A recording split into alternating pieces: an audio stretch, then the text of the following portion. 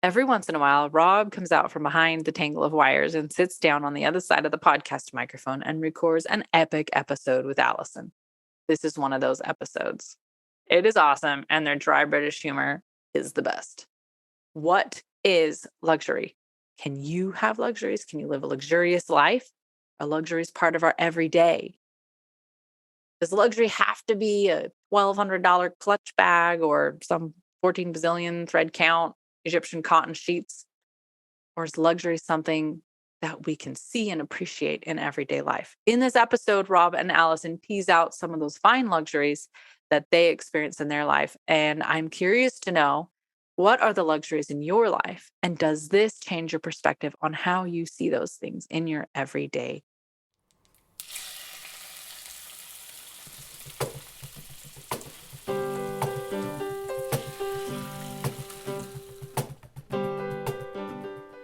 Welcome to the Ancestral Kitchen podcast with Alison, a European town dweller in central Italy, and Andrea, living on a newly created family farm in northwest Washington State, USA. Pull up a chair at the table and join us as we talk about eating, cooking, and living with ancient ancestral food wisdom in a modern world kitchen.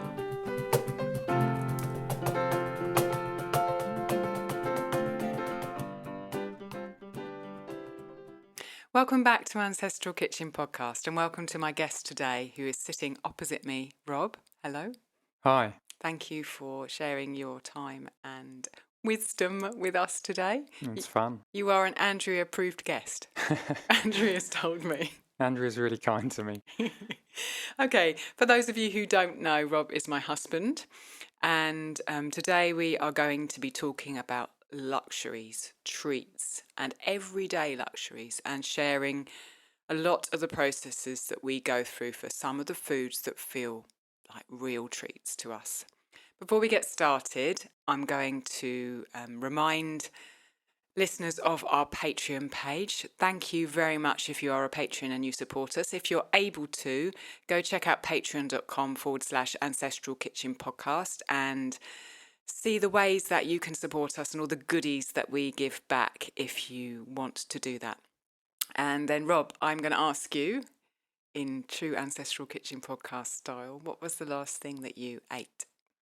Well, this is going to sound really ridiculous because it's the one meal of the day that Alison has nothing to do with. What meal was it? Well, it's breakfast. Okay. Was the last thing I ate. We're sort of mid-morning here recording, and the problem with breakfast is that I do it, and so sort of all my little preferences around food get satisfied, but not in a very finessed or You do your breakfast. yeah, You don't do exactly. mine. I'm just trying to preface what's going to be like a long list of really And odd also, foods. most of the But- things that go into your breakfast Okay, I've so done before. leftover sorghum. We cook sorghum. We cook it in stock if we're lucky, and then it just kind of sits in the fridge for 3 or 4 days afterwards. And I spoon bits of it out onto a plate, kind of like having a breakfast cereal, really, except hopefully does me less harm. I love then- this. Trust me, I've been researching breakfast cereals. Okay, fair enough. And okay, some salad. If there's anything green basically in the fridge that can be eaten raw, gets shoved in the bowl. Just only a handful, a little bit, but usually a fairly sizable piece of fruit gets shoved in that bowl also. Then these days I've been having a reasonable quantity of linseed, like I don't know, a few dessert spoons or something ground up, but also some cheese for protein. Here we have pecorino, which, if you can excuse my Italian accent, or my non-Italian accent more correctly, it's just sheep's cheese, basically. And ours is usually raw, which is great, and comes from reasonably local farms, which is also quite satisfying. And as well as that, there's usually kefir grains in there because my son Gabriel makes water kefir, slightly under duress, I have to say. But the thing is, if he doesn't make it, he doesn't get to drink it. And also his mother doesn't get to drink it, so she docks some of his pocket money. So it's a bit of a double whammy for him, really, if he can't be bothered to do it. So yeah, he makes the water kefir, and our water kefir grains multiply. They breed like rabbits. They really Yeah. do. It's amazing.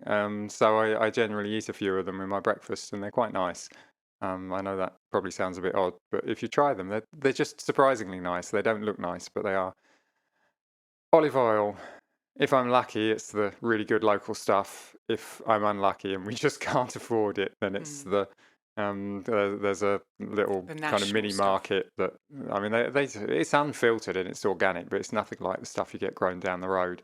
The trouble is it costs half the price, and so like we're sort of around 50-50 at the moment, really, Mm. aren't we? That we buy a bit of both, and yeah, hopefully that can change in the future because the local stuff is amazing here. Yeah, It really is. it'd be wonderful. Um, Anything else? Do I add anything else to that? I think that's probably about it. And There's usually a coffee there yeah, as we're going to well, talk about the coffee which later. I have before I start. We'll talk about that one later.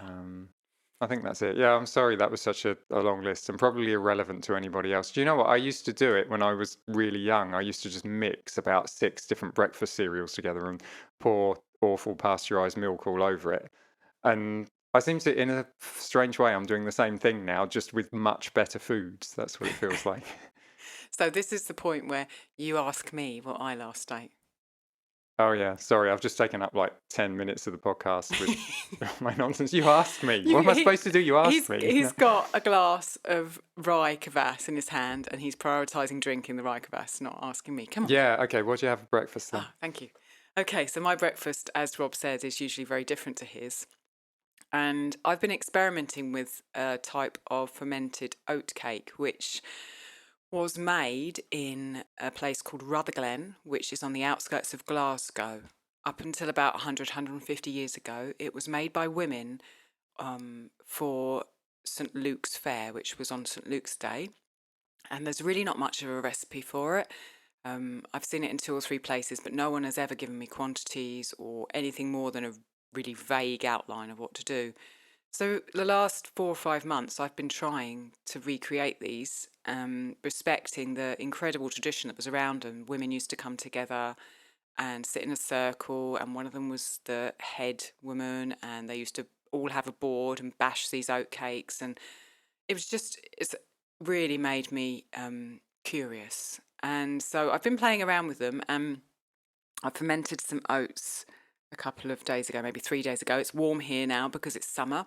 And then this morning I made them into a dough, put in a little bit of sugar and a little bit of anise, which is aniseed, and then rolled them really, really thin. And then cooked. I tried half of them in the cast iron, half of them cooked in the oven. And they're delicious. They're so crunchy. And literally, it's just the oats, the anise, and the little bit of sugar. No fat, no nothing else. And I had them with yogurt, which I don't have very often because dairy doesn't agree with me quite so well as eggs or perhaps collagen powder does for breakfast. It's hard to get hold of good stuff as well, Yeah, isn't it, around yeah. here? I think there just isn't much in the way of animals that can do that. So It's not so much of a yogurt culture either in the part of Italy we are. I think in the mountains up north there is more. So I had a little container that I found yesterday of plain cow's milk yogurt, which I put half a scoop of collagen into to up the collagen. And then I had that with 3 of the oat cakes just dry and I was kind of dipping them in. That was my breakfast. So completely different to Rob's, as you can hear. If you're into ancestral eating, you'll know that liver is a superfood, full of vitamin A, K, and a whole host of B vitamins, plus many essential minerals. It has a truly exceptional nutrient profile and is a staple of traditional healthy diets. But it's not always as easy to get liver into our lives as we want. Getting a good supply, knowing how to cook it so it actually tastes good, and getting all of our family to eat it. These things can be hard, especially when we're busy or travelling. That's where Andrea and I turn to liver capsules. They give us the incredible benefits of liver without having to worry about the sourcing, the preparation, or the eating. One Earth Health produces organ capsules from 100% grass-fed New Zealand-raised cattle. As a podcast listener, you can get 5% off and free shipping by using the link oneearthhealth.com/ancestralkitchen. And each time you order, you'll also be supporting us to keep on making the podcast. Details and the link are in the show notes. Okay, so today I have wheeled Rob in. Let me out of my Cage. it's probably more like a wardrobe, really, isn't it? In our Yeah. house, that's In order equivalent. to share with you what we do in our house to have treat food. And I wanted to start the discussion talking just about luxury in general, because so much of what we make is repetitive and frankly boring. Andrew and I just recorded 50 ways to save money in an ancestral kitchen. And one of those ways, you'll hear that episode soon, one of those ways was just eat the same food.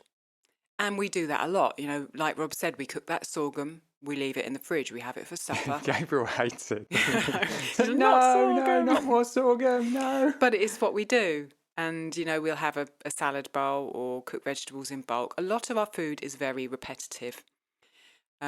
But we have these other kind of luxury items. And I wanted to just address kind of why we need luxuries. So I thought about kind of psychological effect of them for our health and our sanity. What's your take on what the luxuries that we have in our diet, in our kitchen, do for your state of being, whether that be health or mind, Rob? I think, I mean, maybe I want to step back a little bit and ask the question, what is a luxury? Because I think, I mean, just every meal, like that breakfast I described to you a moment ago, I really enjoy that every morning. I really enjoy it. But you know what? It wouldn't satisfy me at lunchtime. At lunchtime, I generally want some more condensed carbohydrate because I don't know, I'm forced to have breakfast earlier than I would want to because of our kind of routine getting Gabriel to school and that kind of thing. So the quantity I have for breakfast is not maybe that high, and also it's a fairly wet, easy set of foods to digest, whereas bread for me is heavier.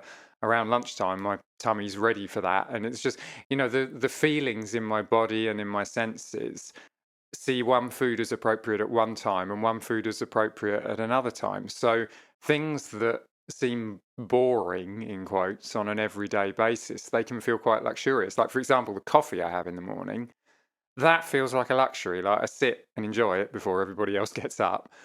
And it's wonderful. Like if I had that in the evening, it wouldn't feel like a luxury. It would do something to my psyche that would be unsettling and frustrating. Like really, beer's a luxury in the evening. And yeah, if you have sleep problems, maybe not such a great idea. But it's I think luxury it is context to such a huge degree that things feel luxurious because they're the right taste, the right texture, and I mean we'll probably talk about some of the ferments you've got. Like the Boza is thicker, so it gives you a bit of calories and sustenance. If you're just thirsty but you want something a little bit more hydrating than water, then Reichfass or Suans, so luxury. What was the question originally? Well, Luxury is really complicated. you posed another question to the Yeah, question, sorry, which that's was just what what I is a wanted to talk luxury? about.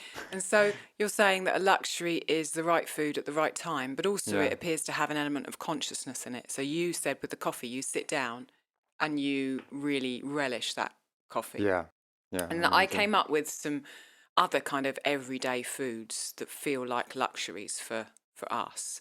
So, for example, if we're roasting a pork joint and I've made it so that the fat has gone all like crackling, that feels like a luxury. We're all sitting at the table.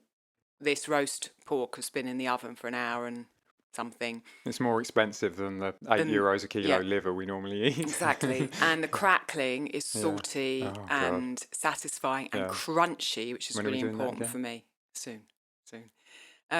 Still warm sourdough.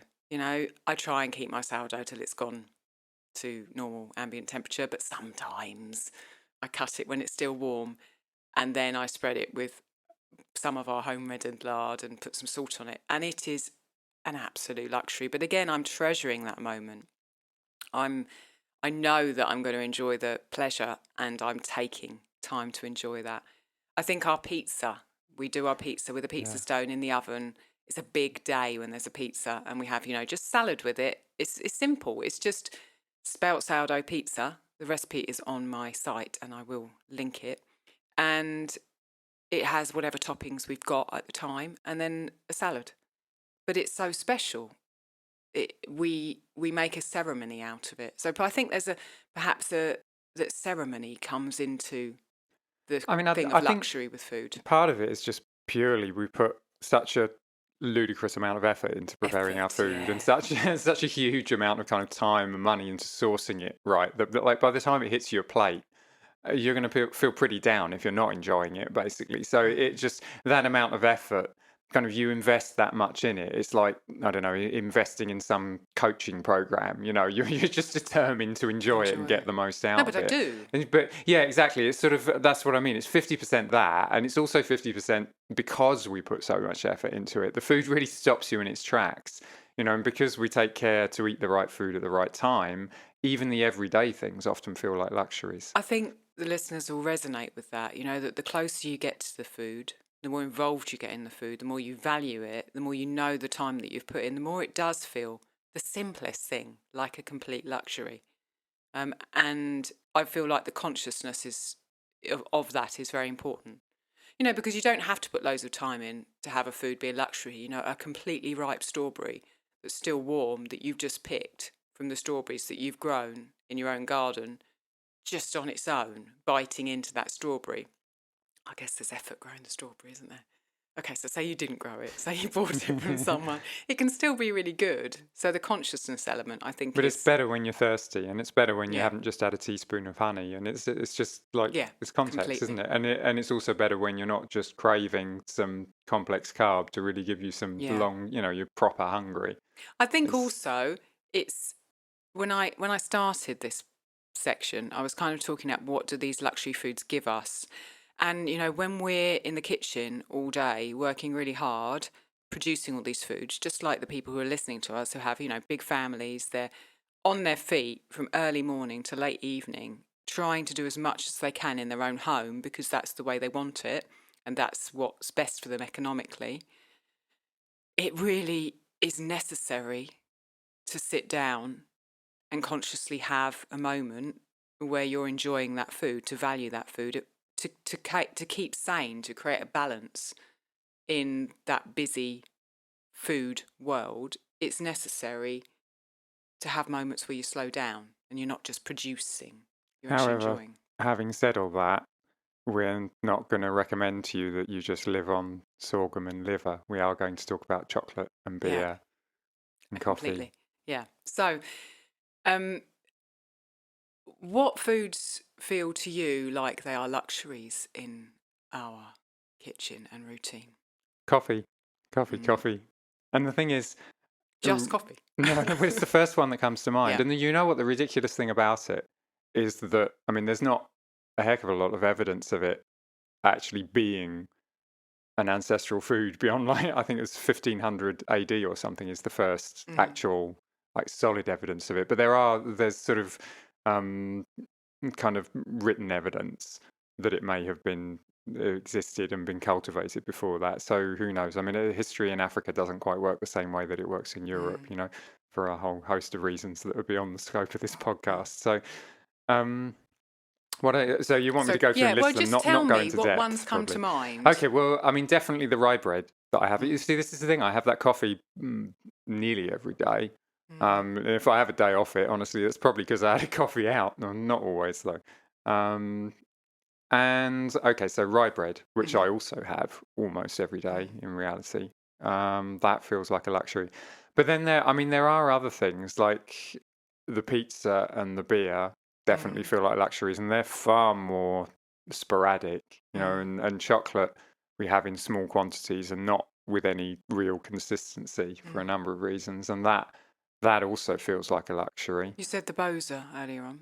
Yeah, I mean, this is the thing. Some of these foods, they don't spring to mind to me as luxuries in themselves, but when they hit the right context, they're amazing. I mean, like boza is just when I'm just a little bit hungry.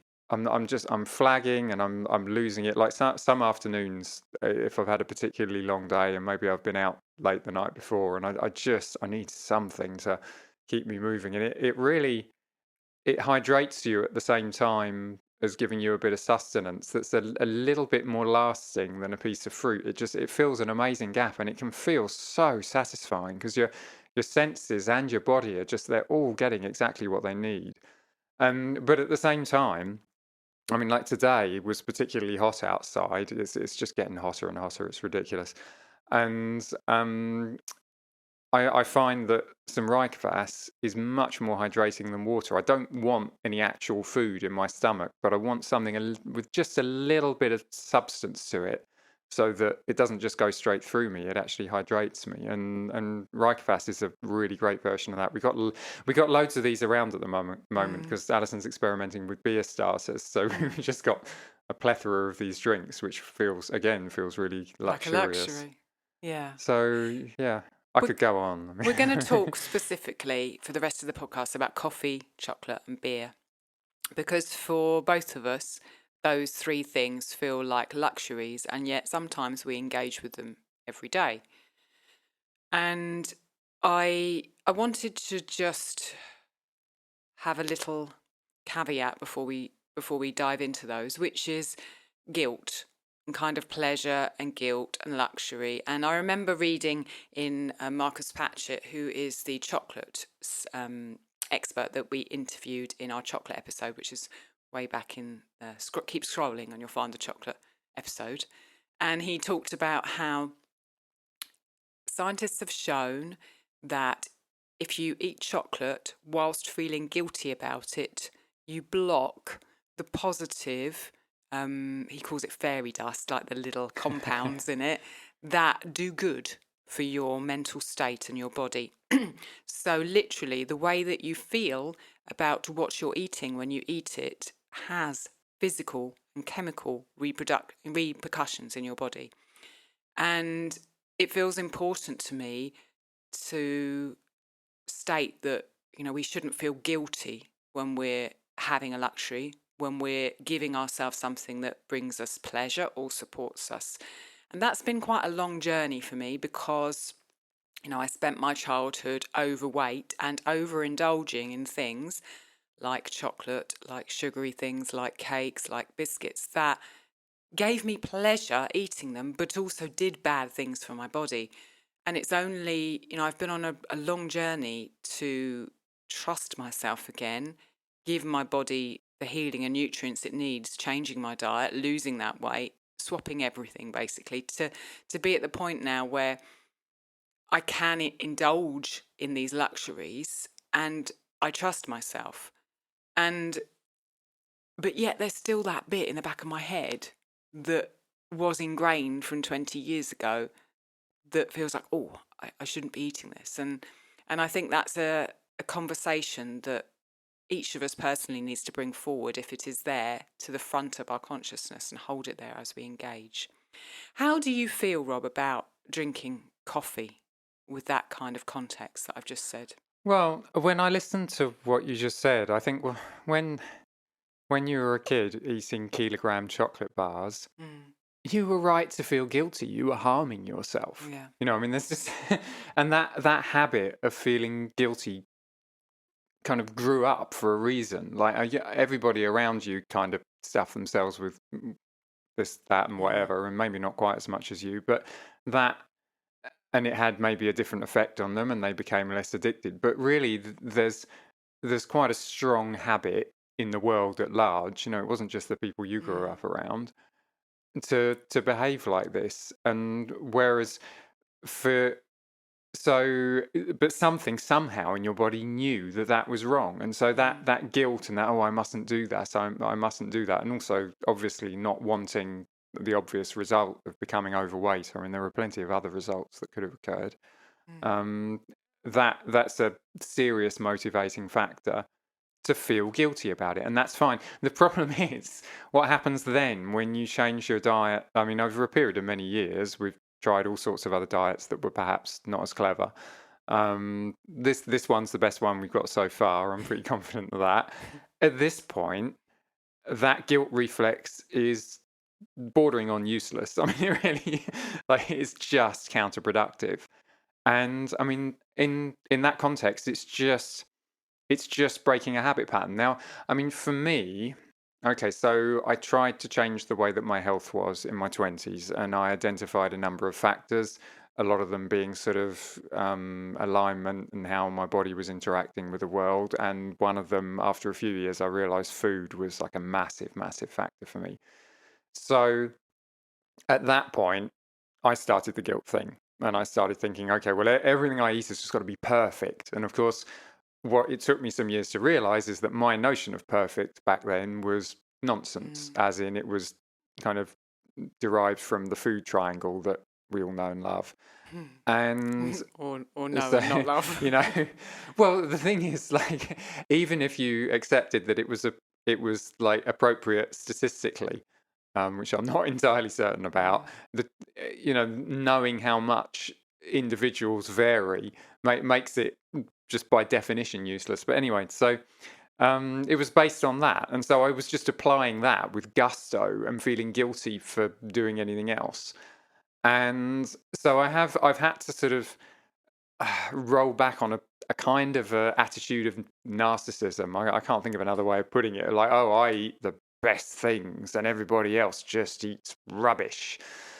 And I don't even care what the truth of that situation is. All I know is that every day I'm conscious about the things that I eat, where they come from, how we prepare them, and how I and also the appropriateness of the time that I give them to myself, and the quantity that I Mm. give them to myself, and the state of mind that I'm in. So coming back to coffee, that was the original Mm. question. The truth of the matter is that I've been weeks without coffee since I started drinking coffee again, and the I feel the way I did before I started drinking coffee a few years ago, which is just a bit kind of down and miserable, basically. And it's long past the kind of the all of the symptoms have gone of withdrawal from it. It's just I'm not really a very happy person without it. In comparison, it makes me happier, and I'm fine with that. If I don't notice any adverse effects, especially over years, I have noticed adverse effects if I try to have it, say, 3, 4 times a week. Because what happens then is I get withdrawal symptoms on the other days. So I'm better off maybe having one day off a week, or just stopping for a week here or there, just to sort of reset myself, and also not using it. So, for example, if I'm quite tired, like I am today, because I was out um, playing at a bar last night, and so I've had about 3 hours sleep. I had a coffee in the morning, and I'll be fine. I'll start getting tired in the afternoon. I'll genuinely start getting tired. If I have another coffee, then I will feel terrible for the rest of the week. Whereas if I don't, I'll feel terrible for the rest of the day, but I'll recover. And I think maybe that for me is the crux of the matter with Mm. luxuries. This is what I've been sort of meandering around to get Mm. to. That a luxury is there because it is appropriate at the time, and you have reasons for it, both in your senses and in your body, that you think it's a reasonable thing to do and you enjoy it. The moment you start using it Mm. for an effect that is gonna harm you in the future, whether that be the near future or the long future to the best of your knowledge, that's the moment you're going to quite rightly start to feel guilty. And that guilt is no longer a habit pattern. That guilt is actually a reaction within your mind, which is perfectly rational. Mm. It's like the difference between using it as a crux, as something to lean on, a crutch rather. The way that the coffee you're drinking is not like the coffee that you would buy freeze dried in a supermarket. That's The true. chocolate that we eat is not like the chocolate that you find on the shelf in most supermarkets. The beer that we're drinking is not like the beer that you will see in the mass market. These They're very products consciously created have been luxuries. commoditized, they have been marketed at the masses, they've been industrialized, and the masses have been taught to become addicted to them because it keeps them going in the work machine. Coffee keeps them going, and beer keeps them quiet. It's all the kind of things that keeps the populace turning the wheels of how our capitalist society works. You're starting to sound like Andrea to me. And from a food perspective, I shall step off my soapbox. They're not the same foods at all. And so, what you're saying about if I drink coffee purposely because I know I'm really tired and I'm using it to prop myself up, that's something that's not appropriate. That's the word you've used a lot, appropriate.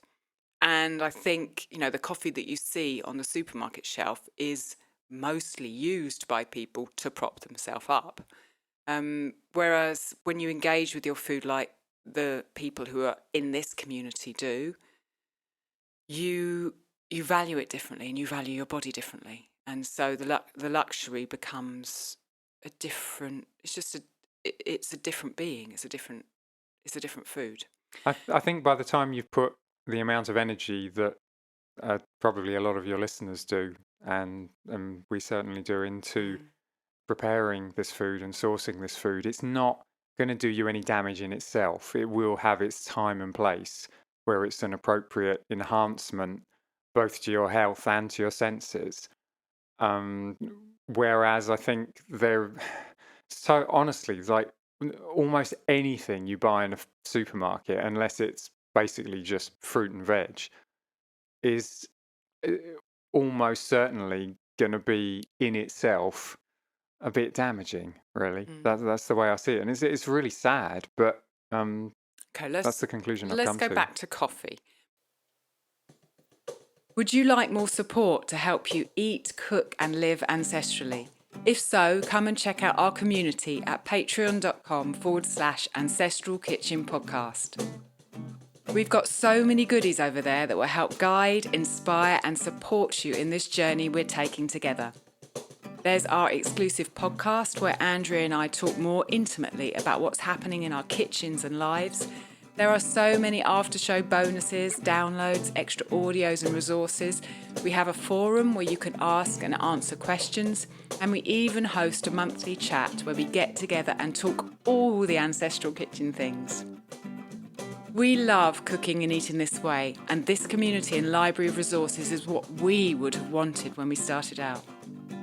Check out www.patreon.com/Ancestral Kitchen Podcast to get started.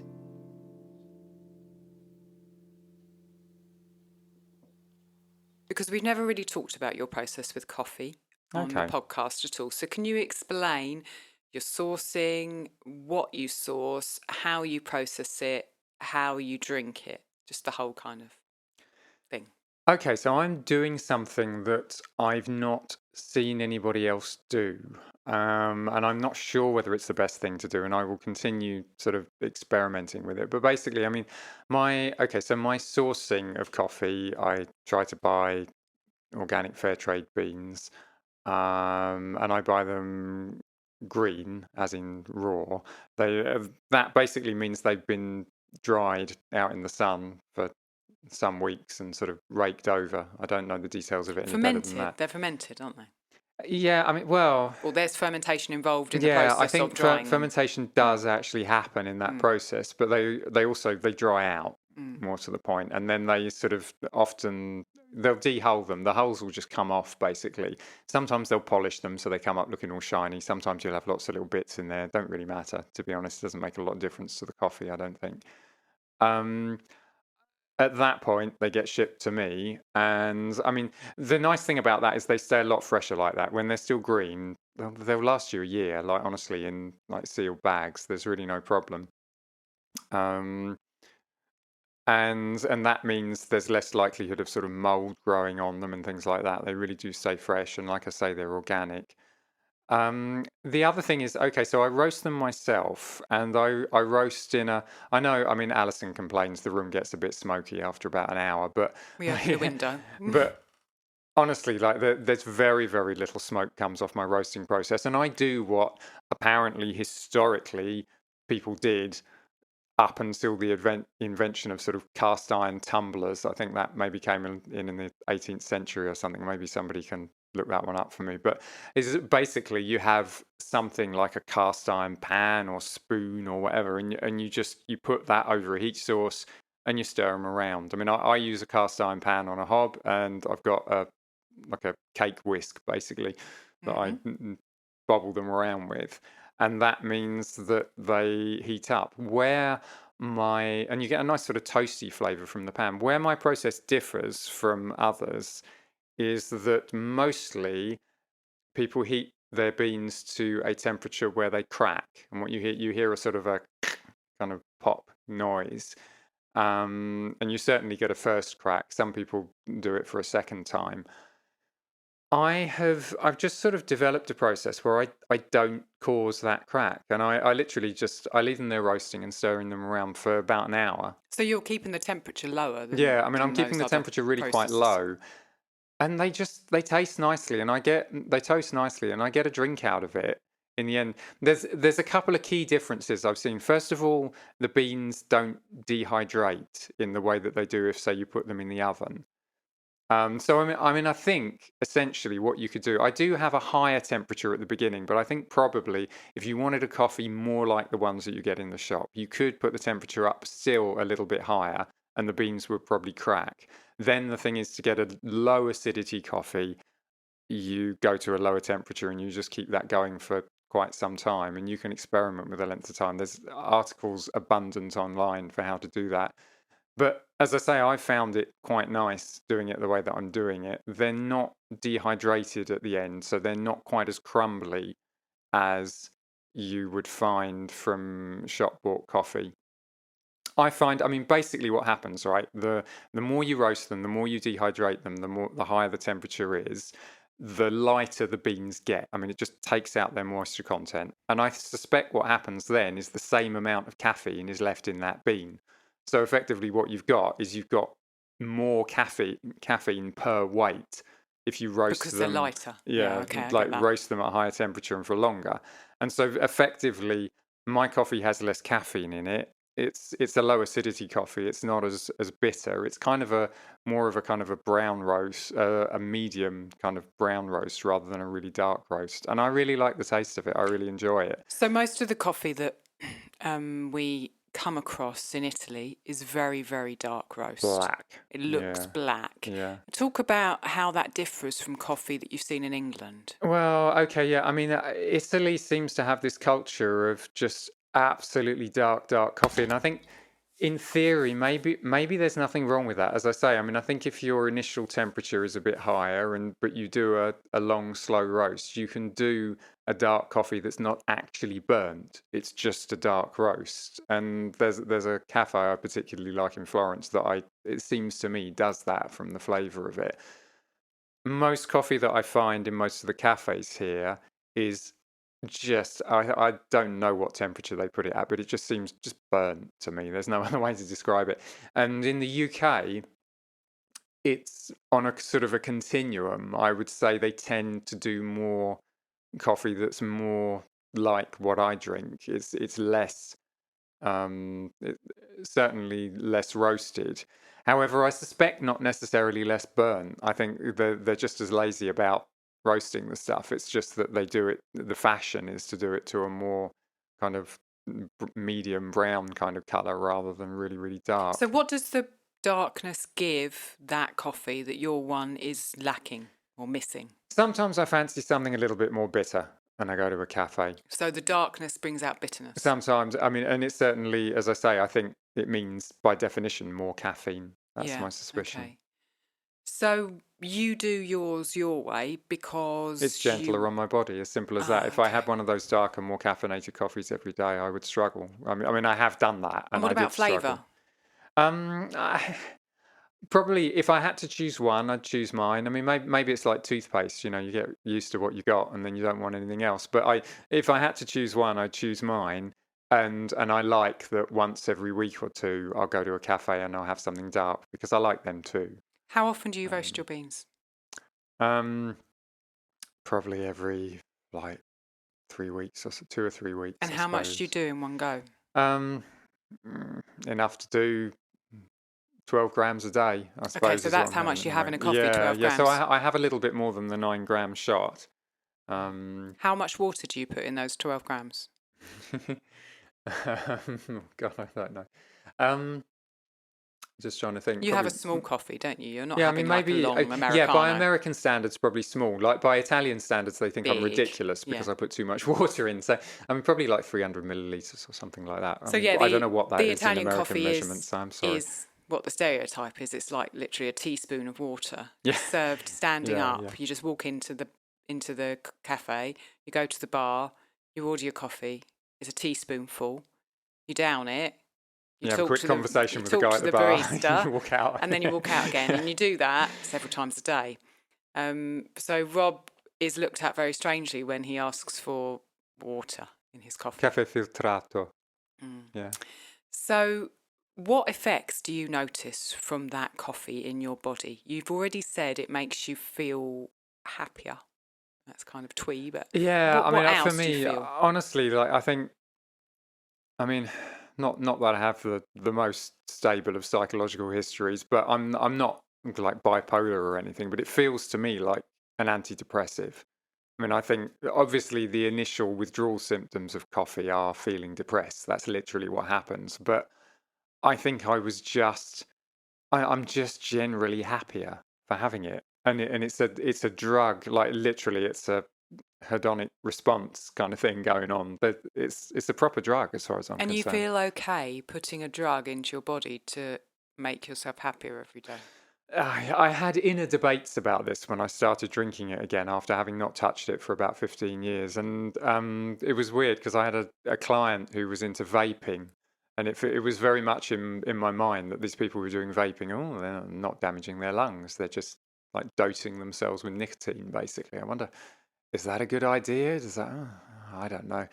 Maybe someone else can tell me there are other health problems or benefits with that. But I felt like whatever it is that, that plant, that coffee bean has become successful because of the effect that it has on the humans who cultivate it and prepare it and drink it. Like the reason that exists all over the world is because of what it does for us. Now, probably my logic is that these things, when prepared carefully and used responsibly, they don't necessarily do you any harm because the plant doesn't want to kill you. It wants you there to keep on harvesting coffee beans and raking them in the sun and roasting them. Basically, that plant, if it killed us all off, it would, or even really shortened our lives, it would be shortening its own life. It's like a symbiotic relationship. So, provided we do it consciously and with care and appropriately, we're onto a good thing, I think. Okay. Um, what happens when you go and have dark roast coffee out? What feels different in your body? Well, I would classify that into two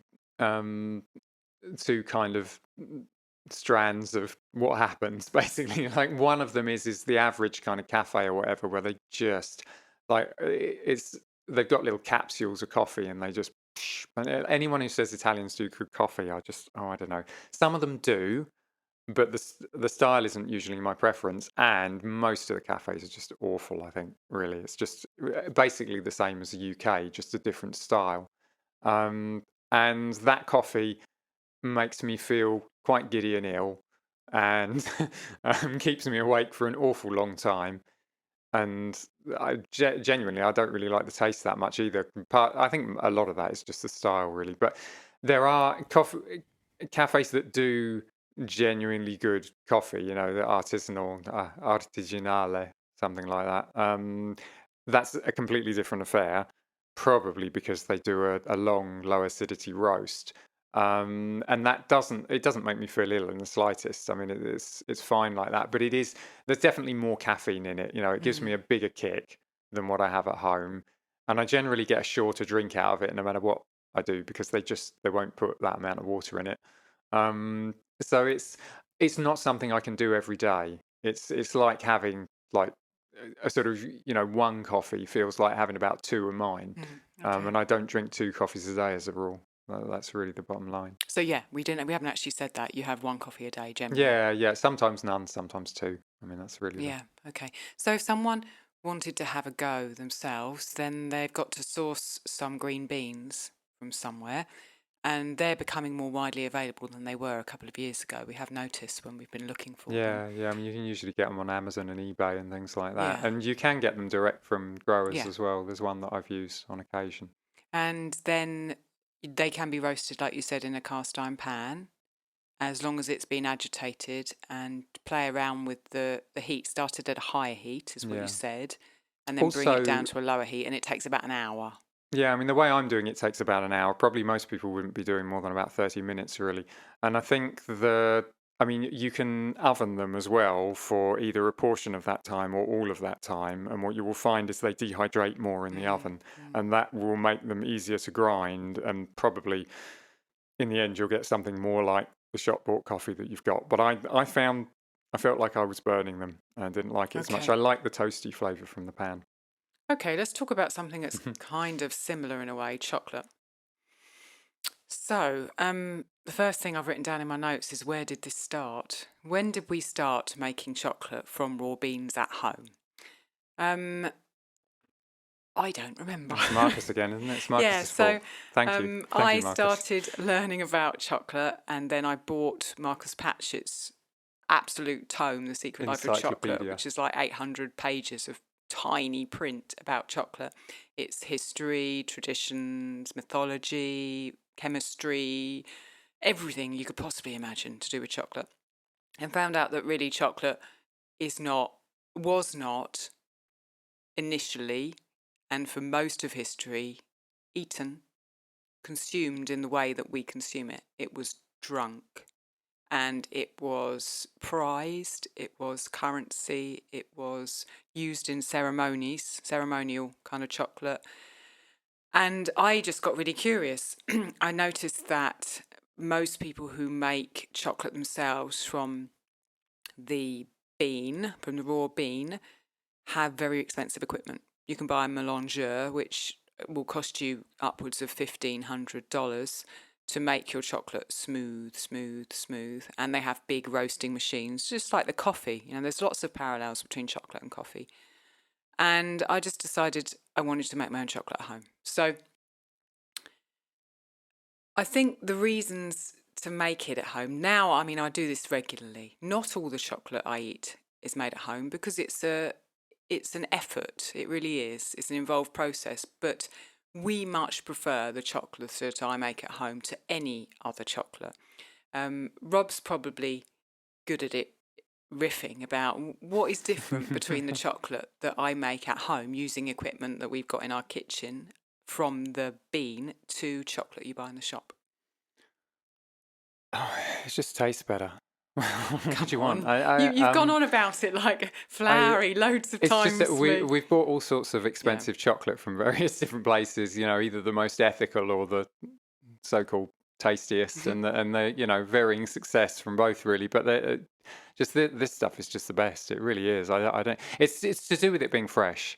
I Yeah. think it's as simple as that. And even though you're not kind of necessarily doing the process as perfectly as perhaps the best chocolatier could achieve, the fact that it comes straight out of your kitchen and that those beans have just been roasted and they've just been shelled and they've just been ground, it's, oh my God, it's just amazing. It really is. So the reasons why you might want to consider making chocolate as one of your luxuries at home is because first of all, you can control the sweetness.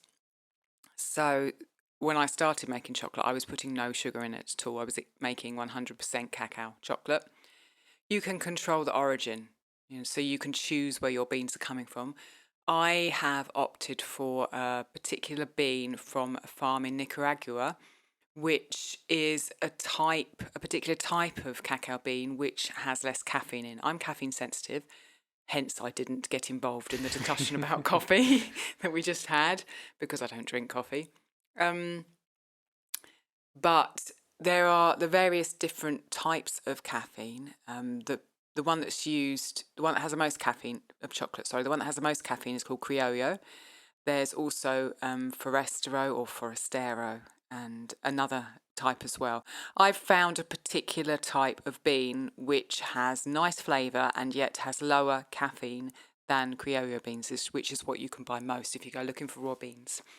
And I know they're coming from a farm in Nicaragua, and I buy them in bulk, and I'm happy with their practices.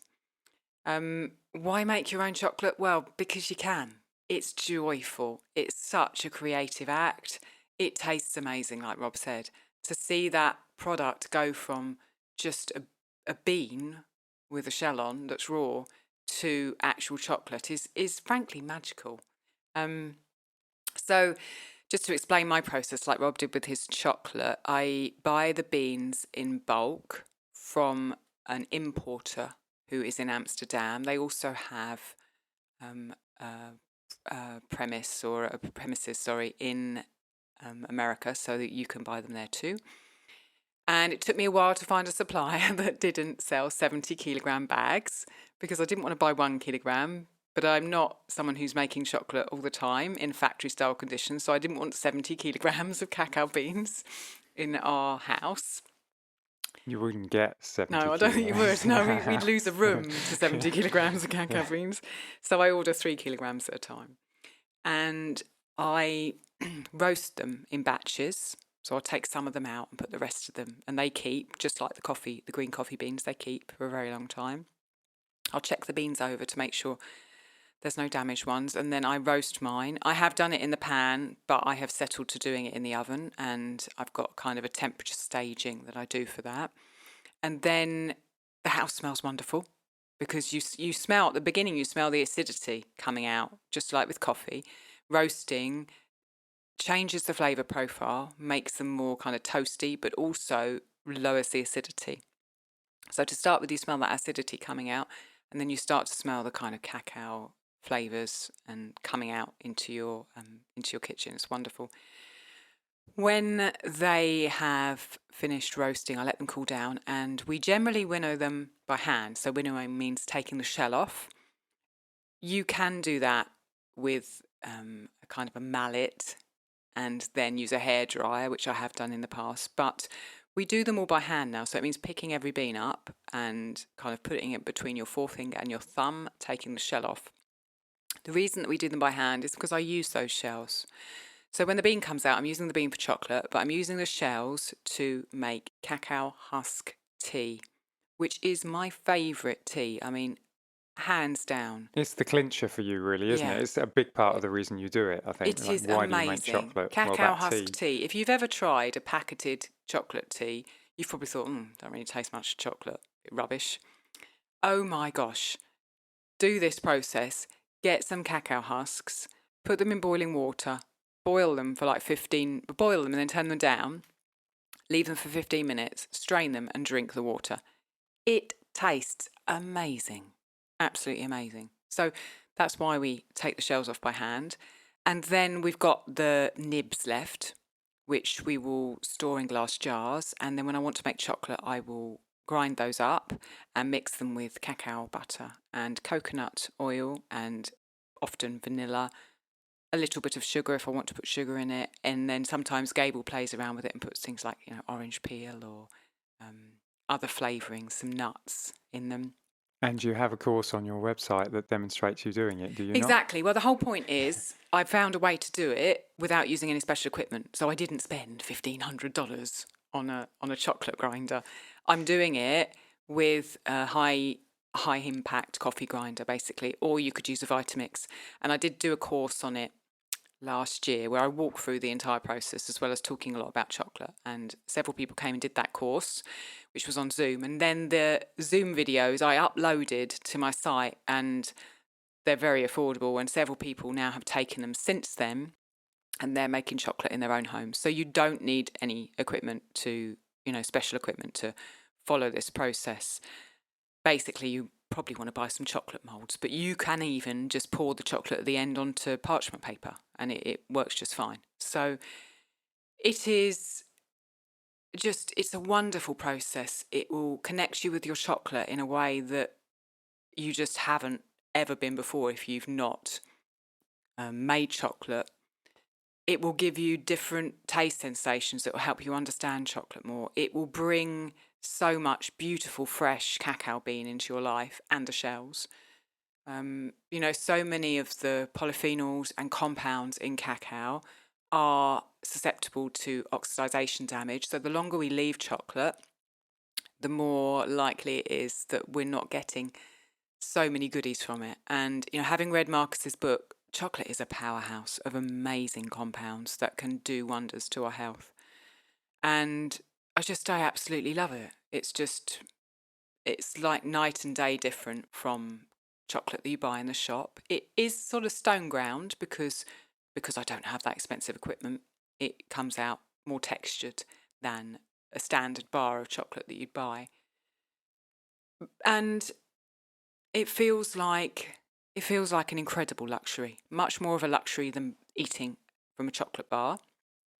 So I would eat less of those than I would eat a bar of chocolate because I value that more, everything that we've talked about.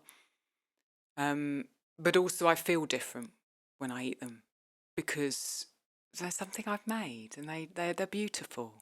They're absolutely beautiful. And I love the way you get more generous with that homemade chocolate as you start to run out of cacao shells. I want to roast some more so I can have more cacao tea. Yeah. So I'll put a link to the course in the show notes. But if you've thought about it at all, I'd say do it because you'll completely change your relationship with chocolate and you'll love the process along the way. Did I cover everything on chocolate or is there anything that I missed? So. Yeah. Yeah, you think so? Okay. Yeah. So let's move to the last luxury, everyday luxury that we're going to cover, which I think both of us have got equal input, possibly me slightly more, which is beer. And just like coffee and chocolate, the beer that we drink nowadays is completely different to how beer's origins were. And again, I was thinking, where did it start with beer? So I was making suans as my fermented oat drink first. That was kind of the first fermented grain drink that I really got into. After that, I tried to find a fermented grain drink that was a bit more fun for Gabriel. And that led me to Boza, because at that time we were taking lectins out of Gabriel's diet and millet is lectin free. So I made the Boza then, having found out about it being an ancestral drink in Turkey and the Balkans, and piecing together how I could possibly bring that into my own kitchen in a way that worked for all of us. And we have the beautiful Boza, which is probiotic and dairy-free, lectin-free, gluten-free. And that just kind of, those two things made me think, gosh, there's this whole world of grain ferments. And I got another copy of Sandor Katz's Wild Fermentation. And in the back of that, there is a recipe for Egyptian bouza, which is spelt differently from Boza. It's Bouza. And I looked at it and thought, I want to do that. But it was quite involved, so I had to talk to Rob and say, well, what do you think? Do you think you drink this? What do you think of this?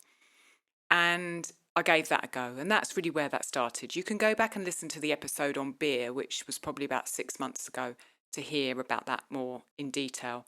From that initial Egyptian beer, which was made with sourdough starter, we have evolved into quite a different process, still malting the grains ourselves and with a home cultured starter. I have since read and listened to pages and pages and books and hours and hours and hours and hours of podcasts about beer's history, mostly in the UK. And we're making beer now not as often as coffee and chocolate, probably. Well, we just can't. It's too labour intensive. It's more labour intensive. But and also, I mean, to put it bluntly, although it's a very nice mood that it puts me in, it reduces my capacity to work. Yeah. Like I can't do anything particularly useful after I've had a beer. Yeah, so I wouldn't drink it every day. Yeah. You have coffee every day. I have chocolate virtually every day. But the beer, we make a batch, and it's generally about 3 litres. Well, we time it for a long weekend, Three don't we? quarts. So. Yeah, and we make it for a long weekend, Yeah. and we drink it at lunchtime, or Yeah. I do, definitely, because I want those effects to have worn off before I sleep. And I do not drink a lot. I mean, so you see beers in bottles which are 330 millilitres or a pint of beer in England. I'm not drinking anywhere near as much as Yeah, that. and it's really not very alcoholic either, is it? And it's not very alcoholic. So it's not like I'm going around drinking beer or ale all the time. We're having it kind of in batches, maybe once a month. I think ideally we'd like it once a month, wouldn't we? Sometimes we don't get that even far. That's probably too much, to be honest. It's hard, isn't it? Um, It also doesn't really do very well in hot temperatures, no, does it? and we start to struggle when we yeah. get to about May, June, July, Yeah. August, September in Italy, because we don't have a cooling environment. We have a warming environment for breads in the winter, but not a cooling environment yet. So the process is different to standard beer in that it's a home yeast rather than a commercial yeast. This drink has no hops in it, so actually it is an ale rather than a beer. Beer has generally become known as the drink with hops, whereas ale was pre-hops. It has no chemicals. The malt is fresh because we've malted it, and everything is done at home. I feel like, I mean, there's basically no way I drink a standard beer. I don't really drink alcohol out the house. I had one a at few all. weeks ago, and I felt like I'd been hit by a bus. This is the difference. When we were drinking, it's lower alcohol. There's less. Sorry, what was I going to say? It's lower alcohol, and I'm drinking less of it. That's what I was going to say. But even with those things, it feels like a completely different drink to a beer that you would buy from a supermarket. And I mean, you've had more experience of drinking beer recently. So how does it feel differently in your body? I think the thing about alcohol is that anyone who's given up alcohol for a long period of time knows that the first drink you have after not having drank it for a long time gets you drunk extremely quickly and then makes you feel absolutely terrible. And what happens, you need to have, if you have small amounts of it regularly, probably don't do yourself a whole lot of harm, but also you actually don't feel too bad after you drink it. The interesting thing about the stuff that we're making at home is that I seem to be able to have a good, satisfying long drink. I mean, it's kind of a bit cloudier than normal beer, so you don't tend to drink so much of it anyway. So I probably I don't even drink half a pint, I would say. But I can drink, nevertheless, sort of a quarter to a third of a pint easily and not have any ill effects at all. And do that, I don't know, like we said, once every month, once every 6 weeks, and it doesn't seem to have any effect on me. And I foolishly thought somebody showed me what looked like a reasonably nicely put together beer at a party a little while ago. It was only like a little bottle, like 330 milliliters or something, and oh my gosh, I felt dreadful after. It was like I hadn't been drinking. And yet, but this beer that we make at home, I mean, it does get me drunk in the quantities that I'm having it, because I'm not drinking often. It certainly has a warming, tipsy effect. We have a kind of the semi-theory that the home-cultured yeasts that we're using have other organisms in them which have different effects to a yeast that has just been bought and cultured in a lab and bought. And that conclusion is completely unsupported by scientific evidence. Basically, by one attempt using commercial yeast, where we had the beer and it tasted really nice and it had a similar amount of alcohol in it, but we felt like we were going to die afterwards. It was really, really quite a hangover kicked in for both of us. We were absolutely knocked out quite quickly after. Not just with the way it tastes and that. I think I feel extremely proud of what we're doing. Just like with the coffee and the chocolate, it's bringing us closer to the thing that we're drinking. And also it's bringing us closer to our food in general, the sauces. And it's reminding me, it's kind of remembered my body, literally, of the ways that beer was, because beer was never a commercial yeast. Beer was never sold in supermarkets. Beer was a community event. Beer was for ceremonies. Beer was special. And it feels like that's the way beer is for us now. And that feels really, really beautiful and right. And stepping outside of the industrialized world of beer and saying, no, we're making this in our home and is different and we love it. That's a really, it makes me feel whole, that makes me feel beautiful and whole. And it's kinder to our bodies than the industrialized cousin because of the effort that we put into it. And it's also more surprising. Every batch is different. It's really, the truth is, it's the same with the chocolates, it's the same with the coffee, it's the same with the beer.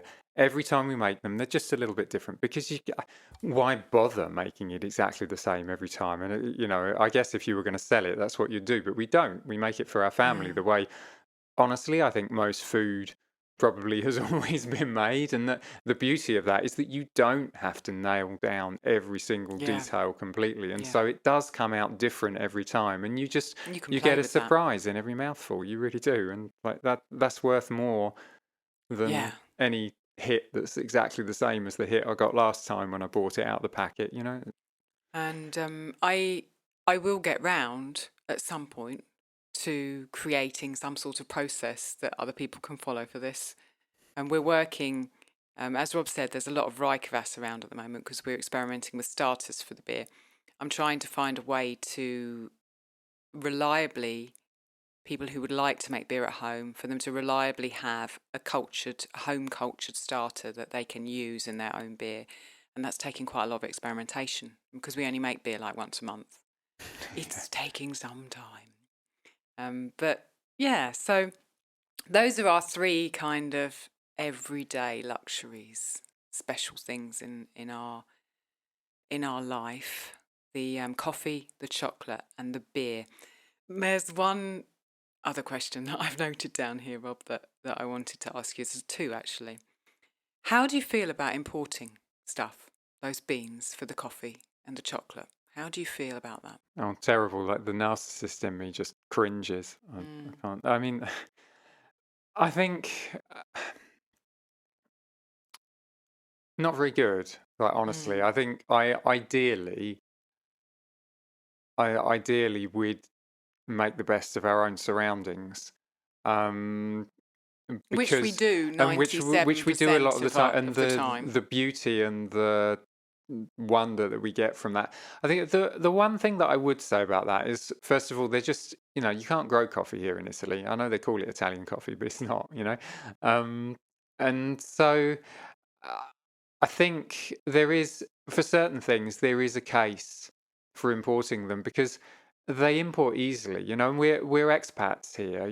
I could, if I'm going to be really like picky about it, I would say, well, you English people, you shouldn't be living in Italy. You should have stayed where you are in your village. I mean, you can just take these things to such an extreme, and I think maybe they need to be approached kind of intelligently because I know that a lot of these coffee growers, they're taking really good care of their land and they're trying to take care of the people who work there and the livelihoods of the people who are there. And by buying that, you're encouraging that.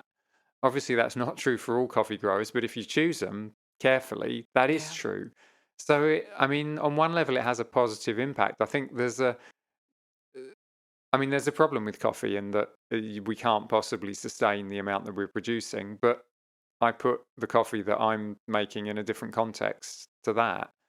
Um, yeah, I don't know really. I mean, it could be worse. There are positives and negatives to what we're doing, and I just don't have the mental capacity to be like messing around with them. Honestly, I think at the end of the day, like there's a lot of things that I don't import because I just think it's plain wrong. But the coffee makes me feel better.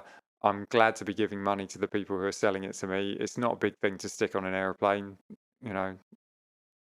Does it come on an airplane? Because a lot of things Yeah, come by I ship. think the last lot I got must I know have come on fish a donkey. It fish took come weeks and by weeks, ship, didn't it? tin fish. Um, I wonder, it might come by ship. yeah, There's maybe a sometimes. wonderful sailing company that runs a really old-fashioned sail ship from the Caribbean to Europe, bringing in products like rum and chocolate. And I really want them to just bring in beans. But obviously the beans are a lot heavier. It's easier for them to bring in chocolate because the value's already been added. That's a good thing. It's been value added at the place where it came from. So those communities have got the money, and then you can buy that chocolate. Obviously it's more expensive, but the people who run the sail ship, who actually man it, they love sailing. So it's a win-win. They've got this beautiful ship that they're maintaining, and they're doing something they love, and they're bringing in product which is taking revenue to the actual producers, which is great. Last question then. These things take time and generate a lot of washing up. And as chief/only washer-upper in the house, I wonder how you feel about that. I've never screamed on a podcast before. I'm holding it in. Okay, yeah. I mean, we could do it. We used to have a dishwasher, didn't we? In a flat that we moved into when we first arrived back here a few years took ago. ages to load it and unload it and get the things out It that was weren't funny clean. actually, because what happened was Alison and Gabriel were more adapted to loading and unloading the dishwasher, so I loved it because I had less washing up to do. But obviously they complained about it, and now we don't have a dishwasher, and for various reasons I do the lion's share of the washing up. I don't know. I mean, I often listen to things while I wash up. Frankly, like some of the work that I do, the state that I'm in after I've done it, I just need to calm down and do something manual. It's not really a problem a lot of the time. Okay, that's good. Then I'll carry on. Expect chocolate. Well, yeah, I do. Expect it. This is the thing. I like the chocolate. It's also, I do most of the shelling of the beans, frankly, because I'm quicker at it than everybody else. Yeah, but that's true. I mean, it's fine. I get nice chocolate out of it sometimes, and it's a manual task. The other thing with both with the shelling the chocolate and with the roasting the coffee and with the washing up, with the washing up I can't quite read, but the other two I can read while I'm doing it to other people or to myself, and all three of them I can have a phone call with someone, no problem. And it doesn't that doesn't challenge my multitasking much because they're such manual, simple processes. You can have a conversation. I think we need more of that in our lives, don't you? We're all or sometimes I just want technology. some quiet and I do something manual, and that's fine. We're all on technology and communicating, and we can communicate, like talking to Andrea, across an ocean. Those manual tasks are so important. Yeah, we just need more smash your manual phone tasks. to pieces. Enjoy doing it. Actually, I didn't smash mine to pieces. What happened was Alison dropped it. That's why it's broken. But even so, mine's indestructible. My Nokia 3310 from 1980 something is indestructible. I'll be using that when I'm like 80. Like that was from the last century, that phone. Okay, so I think we're done. Anything else you want to add? Thank you for letting me on here again. I enjoy this. Yeah, we enjoyed it too. And Andrea, like I said, you're an Andrea-proof guest. She always. Thank you, Andrea. She always likes what you have to say. So, I like what she has to say as well. I listen to so many of these podcasts because I mix them, and I don't listen to all of any episode, but I probably end up listening to about sort of a third to a half of every single one. Yeah, and Rob created and recorded the music for our theme tune and the music that goes underneath the adverts. Tell people where they can go and find your music if they're curious. Oh, that's kind. robertmichaelk.com. Spell it out because Michael's kind of weird, okay, so Robert, we know how to do that. Michael, Michael, Kay, that's easy, .com. And I've got a new single coming out soon. It's in the final stages of my control-free career at the moment. Okay, thank you very much. Okay, well, hopefully we'll have you back sometime next year, probably. Thank you. I look forward to it. Bye. Bye.